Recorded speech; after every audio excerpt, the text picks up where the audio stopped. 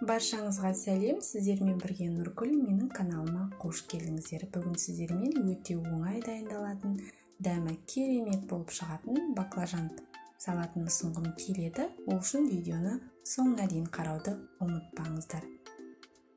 Бізге қажетті заттар баклажан.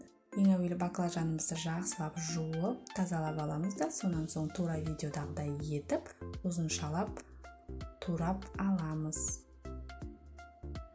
Баклажандар майда болған соң 6 данасын пайдаландым, ал сіздер үлкен баклажан болса, 3-еуін пайдалансаңыздар болады.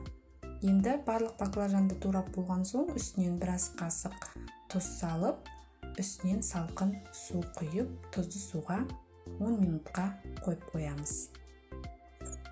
Осы аралықта басқа көкөністерді турап дайындап қоямыз. Ол үшін бізге 3 дана қияр және 3 дана қызанақ қажет болады.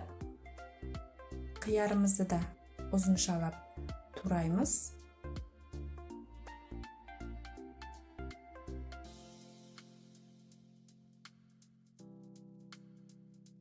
Келесі кезекте қызанақты да тура видеодағыдай ұзыншалап турап алсаңыздар болады.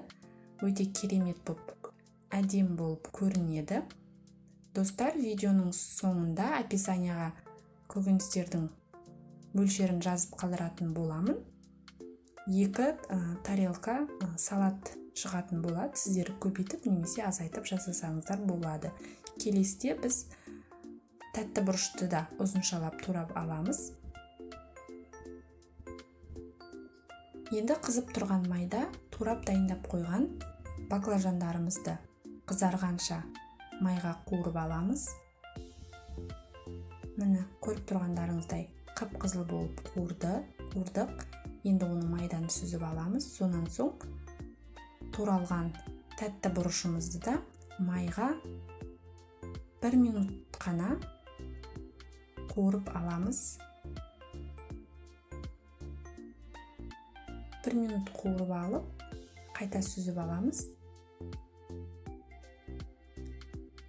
Енді барлығын турап дайындап болған соң, туралған қызанақ пен қиярымыздың үстіне қуырылған баклажан мен тәтті бұрышымызды, 1 шай қасық тұз, 2 тісше майда етіп туралған сарымсақты саламыз.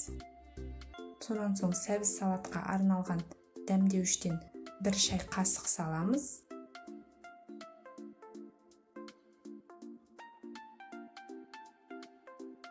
Және соя соусынан жарты ас қасық салып, жақсылап бір келкі болғанша араластырамыз.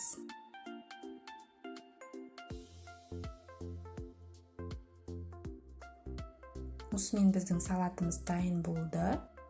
Достар, менің видеоларым пайдалы болған болса, арнама тіркеліп, қоңырауша белгісін басып, каналымның дамуына өз үлестеріңізді қоссаңыздар болады.